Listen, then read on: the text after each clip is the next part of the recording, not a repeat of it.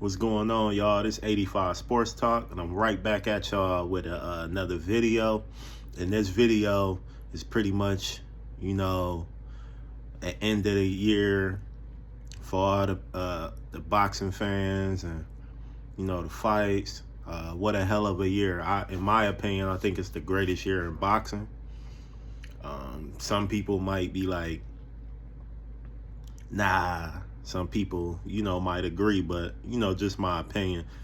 It feel like it's an old feeling, man, where you get them fights with names, and stakes was very high this year with a lot of shit. So, I mean, what more could I say?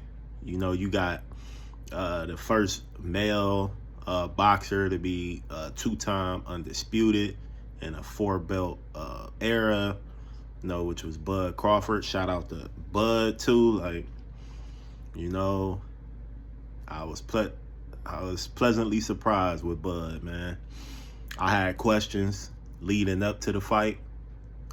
I have nothing negative to say about Bud Crawford after that performance he put on in July against Errol Spence.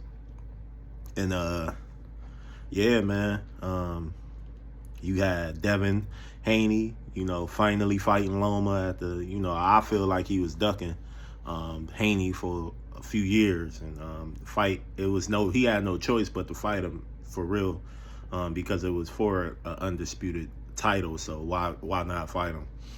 It was high risk, high reward. Dev ended up pulling it off. And then Dev ended up, going up in another weight class and dominating the best champion at that weight class, which was 140 pounds, at Regis Prograis. And yeah, that's a fighter. Devin Haney and Loma is a fight of the year candidate. I thought it was a high IQ boxing match that was very, very close, and I think Dev pulled it off at, weathered the storm. He was very aggressive, not normal from a Devin Haney, normally defensive and slick and calculated, with his game plan. But he went in there with an aggressive game plan, and I think it worked out in his favor, because if he would have came in that fight, fighting that typical Wade fight, he would have lost that fight, in my opinion. Just the activity in that fight alone, I think I edged it out to Dev. A close 7-5, 8-4 swing to Dev. So again, shout out to Dev for defending his undisputed championship at 135 pounds, and then going up a weight class and winning the WBC 140 pound title. And yeah, man, just that 135, it's not, he might as well leave it alone. It's no good for him. We seen how amazing he looked at 140 pounds. So, yeah, man, shout out to Dev. He had a hell of a year. He's also a fighter of the year candidate, alongside with Naoya Inoue. And Inoue is a fighter of the year candidate. He ended up becoming undisputed, and then he ended up fighting Scooter, Stephen Fulton, and in my opinion, I think Stephen Fulton was a top 10 pound for pound fighter at that time he was fighting him. So he got a pound for pound win. Then he went up.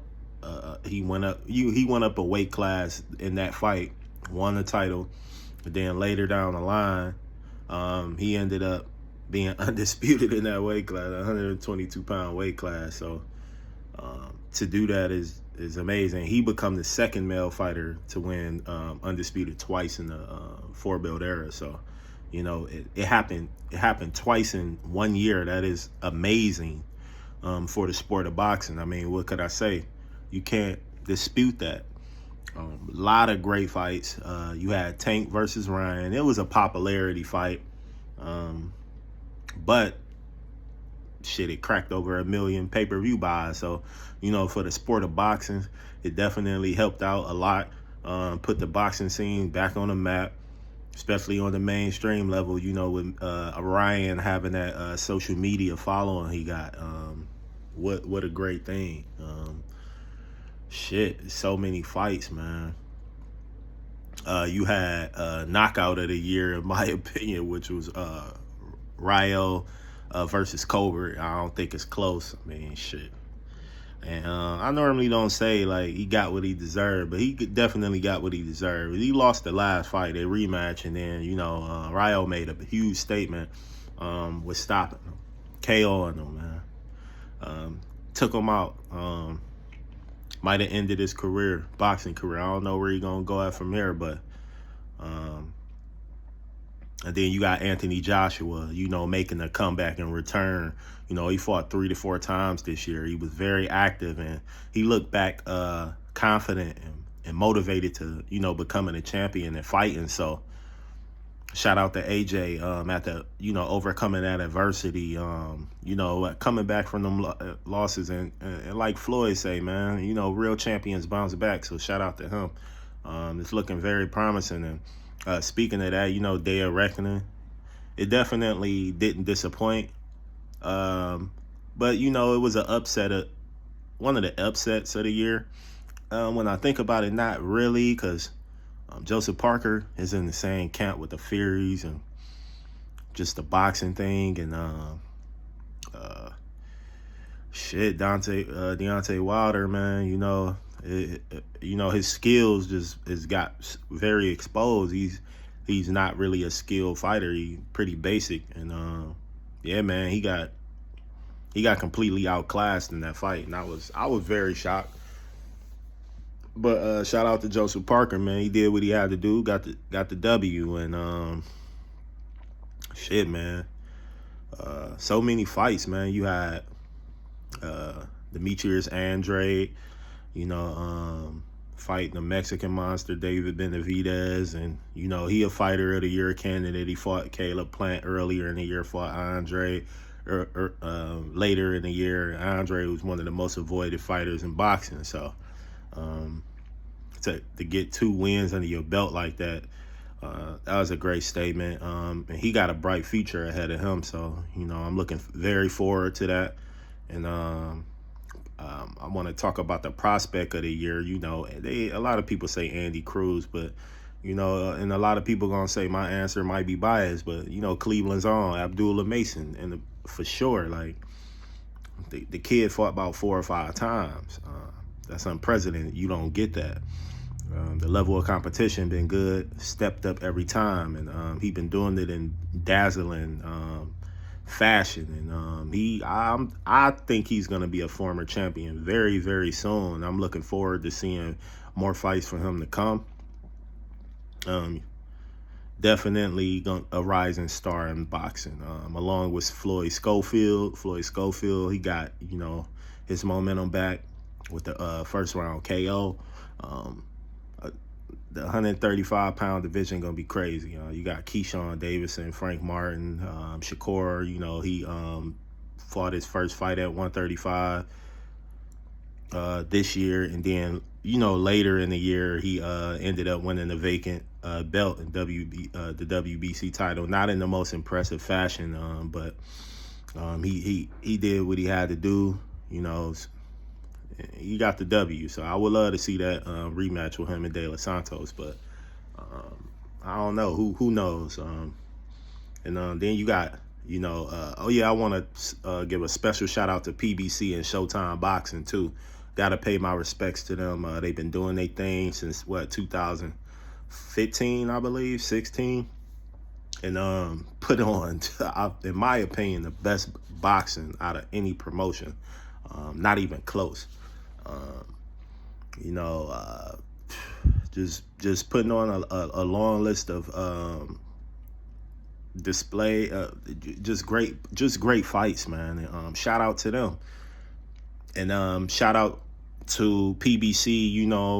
They put the deal together with Amazon Prime, so it'll continue on. But you know, the legacy was Showtime. So it's bittersweet with Showtime. You know, we been watching I've been watching Showtime since I was a kid. You know, with Tyson, you know, Floyd taking the wheel. You know, towards the end of his career, and it's kind of bittersweet to see it end. But I'm happy to see that. You know, there is it's a new day coming around. You know, as the generation has been changing. And I think Amazon Prime is the right fit for PBC. And you know, we're gonna start the year off. You know, Tank's supposed to be first on the roster. And shout out to Tank. You know, him finding his peace and converting over to Islam, and you know, giving himself to to that community. Shout out to him. Abdul Wahid. You know, hey man, change is good. Sometimes you gotta let go of them habits to grow. And again, shout out to Tank. He doing his thing. Continue your growth in life, and peace, love, and prosperity to you, and you and your family too. And I don't know. I'm gonna go ahead and go with the fighter of the year. My fighter of the year. I want to say Devin, but I want to say Bud, because Bud only fought 1 year, and people gonna take that activity away from him. But what Bud did to a top 5 pound for pound fighter, you got to give him fighter of the year. That's just the obvious thing to do, in my opinion. He absolutely dominated Errol Spence, like dominated him, and he was a top 5 pound for pound fighter. Some people would say top 3, and he completely destroyed him, man. Now, I'm a huge Errol fan, and I had Errol winning, and I was very confident in that. And shit, I stand corrected. You know, I was dead wrong, and much respect to Team Crawford. His team put an amazing game plan together, and they put on an amazing performance. What else could I say?